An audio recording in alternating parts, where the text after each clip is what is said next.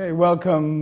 My name is John Golden. I'm President and CEO of Huthwaite, and I'm delighted today to be here with Neil Rackham, who is indeed the founder of Huthwaite, the author of Spin Selling, and one of the most sought-after sales consultants and speakers in the world today. So welcome, Neil. Thank you. Thank you very much. And congratulations on your recent doctorate that was awarded to you about a month ago, I think. Oh, yes, yes. With a funny hat and silly robes and things. It was wonderful. So as you travel around the world extensively, you're making speeches and talking to people, what are some of the messages that you're hearing and the things that you're hearing from business leaders that are similar regardless of where you go? Well, I think the first thing is it was always said that if there's a recession in America, if America sneezes, the rest of the world gets a cold. The rest of the world probably has swine flu at the moment. I was in Chile yesterday, and one of the things that was very, very clear there is that, like many, many other economies, is deeply down. In fact, I think the only exception at the moment is India, which has such a strong internal economy that you don't see anything very different. But in most countries, this is the big one. So the recession is even deeper and more global in nature than previous recessions. So is your advice about selling in hard times the same, or has it changed for this particular recession? I think there are some differences, but fundamentally, good selling is good selling. So it doesn't matter too much whether we're talking about good times or bad. In bad times, you just have to be more skillful. You have to be more focused, and yet those are exactly the same things which would help you in good times as well. So a lot of people are obviously suffering from acute price pressure, as they always do when markets turn down. And obviously it's even more acute this time around. So what advice would you have for people to mitigate against that price conversation? Well, I think we can learn a lot from what happened in the last big global recession, which was in the 1980s. There, most companies felt that the real issue was price. They were being pressured by customers on price, price, and price. There was one company worldwide which stood out against that, and that was IBM. IBM products in the 80s were underfeatured and overpriced.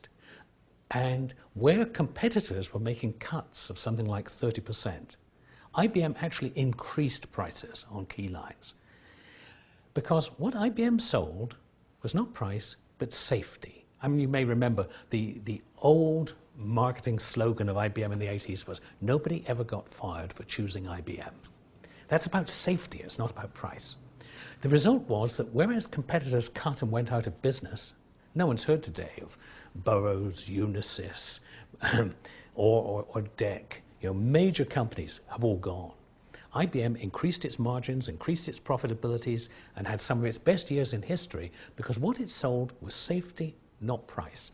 So essentially, in hard times, people would rather make the safe decision than the cheap decision.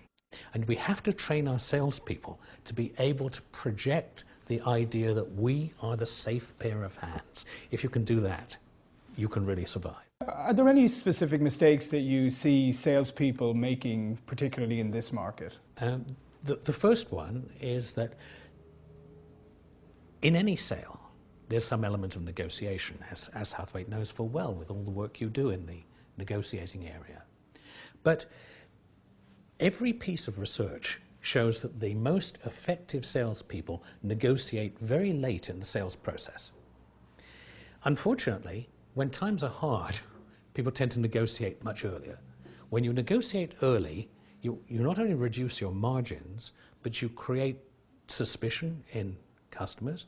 You make them feel that if you're negotiating from meeting one, you're going to give even more concessions than you would otherwise give, and you actually reduce your chances of getting the business. So helping people negotiate late rather than get into premature negotiation is tremendously important. So given the fact that over the last number of years, during the boom years, a lot of people have been very successful selling who may not actually have had the fundamental selling skills because it's been a high demand, easy budget, people know what they want. So now that that has all changed, do you think that spin is more applicable and more relevant than ever? Yes, because good selling matters. There were so many people, the people who I call talking brochures, who thought their job was just go out and show what a great product we had.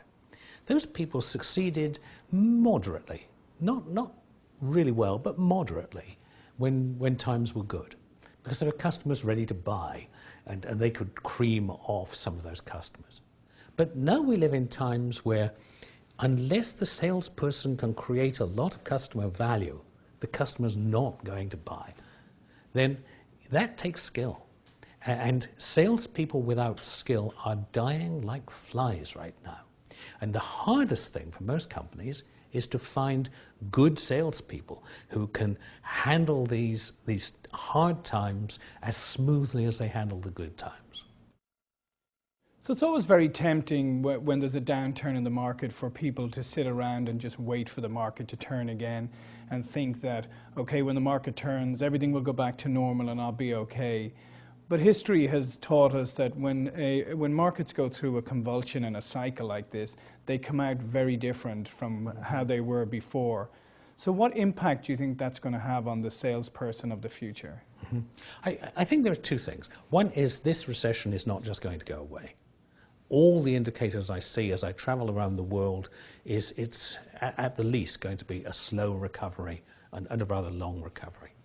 But the other thing, you start off saying, people can't just sit around. But I think in that, there's one of the mistakes people make when times are hard. And that is, when times are hard, people get active, they get energetic, they knock on more doors, they try to open up more opportunities. It seems the right thing to do. But the evidence is that that's not what the best people do. That the people who are most successful are the ones who focus. In fact, I have a rule, and my rule would be this. If you wouldn't chase a piece of business in good times, never chase it in bad times. See, that's not just a question of selling skill, that's a question of the whole management approach to thinking about their sales effort. Don't go for activity. Coming out of the recession, the people who will win are the ones who choose the best opportunities and they over-resource them. If you can get people doing that, it will help them move out of these recessive times.